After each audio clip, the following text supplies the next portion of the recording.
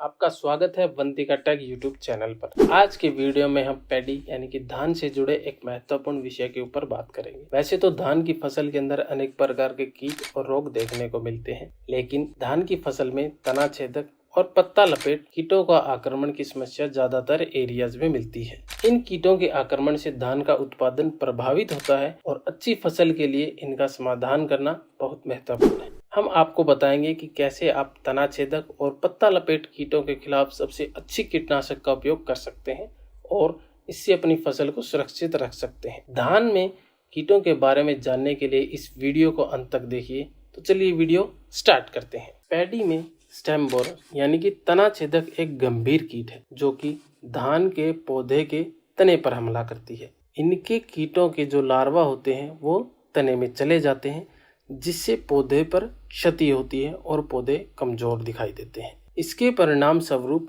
पौधे का विकास रुक जाता है, टिलरिंग भी कम होती है, अतः उत्पादन में कमी आती है। वहीं पत्ता लपेट कीट फसलों के लिए एक और भी बड़ी समस्या है जो कि पत्तों को प्रभावित करती है। इससे पत्ते के मुड़ जाते हैं और घुमावदार होना भी प्रारंभ हो जाते हैं। उन पर चक्रवर्ती चित्र दिखाई देते हैं, जिसके चलते पत्ते अपना सामान्य रंग और स्वास्थ्य दिखाने की जो क्षमता होती है उसको खो देते हैं और अक्सर ये समस्या कीटों के माध्यम से फैलती है। दोस्तों, ये कीट धान की फसल में किसी भी स्टेज पर आक्रमण कर सकते हैं, खासतौर से जुलाई से अक्टूबर के महीने में। शुरुआती दिनों में रुपाई के 10 दिन के बाद से लेकर बालिया बनने तक ये कीट फसल को प्रभावित कर सकते हैं। अगर आप पहली स्टेज पर इनका नियंत्रण कर लेते हैं तो बहुत अच्छी है, नहीं तो जैसे जैसे धान बढ़ती जाएगी ये कीट अंदर ही अंदर बढ़ता रहेगा और परिणाम यह होता है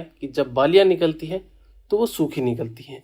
ऐसी सफ़ेद बालियां संभावित है आपने अपने क्षेत्र या अपने खेत के अंदर भी कई बार देखी होगी। दोस्तों, जब आप अपनी धान की फसल को देखेंगे तो आपको तने में छोटे छोटे होल, कीट और इल्ली नजर आएंगे। और जब धान की छोटी अवस्था में जब आप धान के तने को हल्का सा पकड़ के ऊपर की तरफ खींचेंगे तो वो खींचा चलाएगा और एकदम सूखा हुआ मिलेगा। ये संकेत दिखाई देने पर आप तुरंत इसके अंदर कार्रवाई कर सकते हैं। दोस्तों, एक इम्पोर्टेंट बात आपको और बताएं, जहां किसान साथी अधिक मात्रा में यूरिया का उपयोग करते हैं वहां धान की यह समस्या दिखाई देती है। इसके साथ ही जहां धान बैक टू बैक जहां धान लगाया जाता है और लंबे समय तक जहां नमी बनी रहती है वहां पर भी अक्सर ये प्रॉब्लम देखने को मिलती है। इसके साथ ही बासमती की कुछ वैरायटियों के अंदर यह समस्या ज़्यादा देखने को मिलती है, बाकी धान की वैरायटियों के अंदर ये समस्या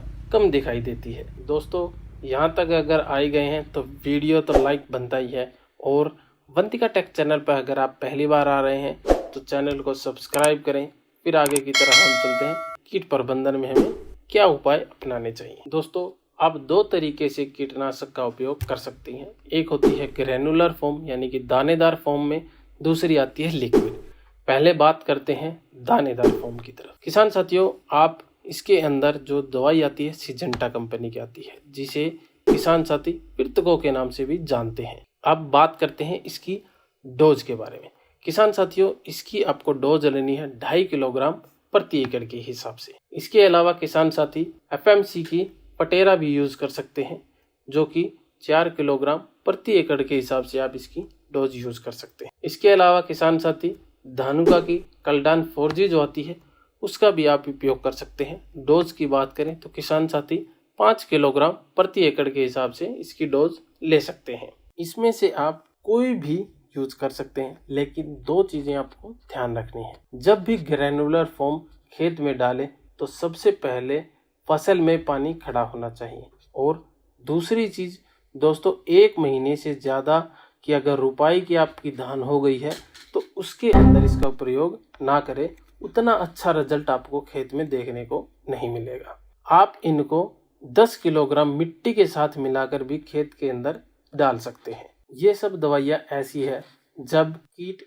इनको खाने का प्रयास करेगा तो ये क्या करती हैं, जब पानी में घुलकर ये पौधे के अंदर चली जाती है और जब पौधा लीफ को या स्टेम को जब खाता है तो वह मर जाता है। सीधा सीधा यूं कह सकते हैं कि पौधे की सिस्टम में जाकर यह कार्य करता है। एक चीज और ध्यान में रखना, जब पौधा या आपकी धान जब छोटी हो तो उसके अंदर कभी भी हाई डोज दवाइयाँ यूज नहीं करनी चाहिए, नहीं तो बाद में अगर सपोज दोबारा से अगर अटैक होता है तो वो जो दवाइयाँ होती है ना वो काम नहीं करेगी, क्योंकि आपने ऑलरेडी इतनी हाई डोज उसके अंदर यूज कर दी है। तो जो बच जाएंगे ना कीट, उनकी सहनशीलता इतनी बढ़ जाती है कि उनके अंदर हल्की दवाइयाँ काम ही नहीं करेगी। अब बात करते हैं दोस्तों कि अगर हमारी धान बड़ी है तो उसमें या फिर हमें अगर लिक्विड दवाई यूज़ करनी है तो हमें इस समय पर कौन सी दवाई यूज़ करनी चाहिए। इस टाइम पर दोस्तों आप बायर की फेम आती है उसको यूज़ कर सकते। टेक्निकल आप साइड में देख लीजिएगा, आपको स्क्रीन पर दिख जाएंगे। डोज की मैं बात करूं तो डोज किसान साथियों आपको 30 से 35 ml प्रति एकड़ के हिसाब से आपको डोज लेनी है। इसके अलावा किसान साथी सिजेंटा की एम्प्लीगो आती है, उसको भी आप यूज़ कर सकते हैं।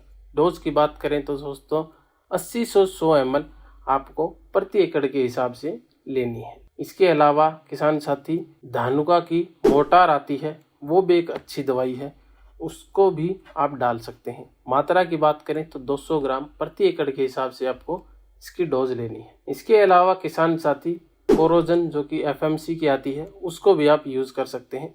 उसकी मैं मात्रा की बात करें तो मात्रा आपको 60 ml प्रति एकड़ के हिसाब से लेनी है। लेकिन कोरोजन का इतना अच्छा रिजल्ट आपको नहीं मिलेगा अगर आपकी फसल के अंदर पत्ता लपेट की समस्या है। इसके साथ आपको दूसरी दवाई भी ऐड करनी पड़ेगी। हम आशा करते हैं कि आपको दी गई जानकारी से आप संतुष्ट होंगे। अगर आपका कोई सवाल या कोई सुझाव है तो आप हमें कमेंट कर सकते हैं, हम जल्दी से जल्दी आपको रिप्लाई देने की कोशिश करेंगे।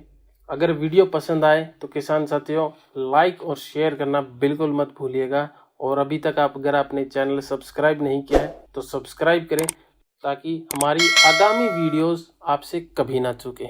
आज की इस वीडियो में इतना ही, मिलते हैं अगली वीडियो में एक नए टॉपिक के साथ। तब तक के लिए धन्यवाद।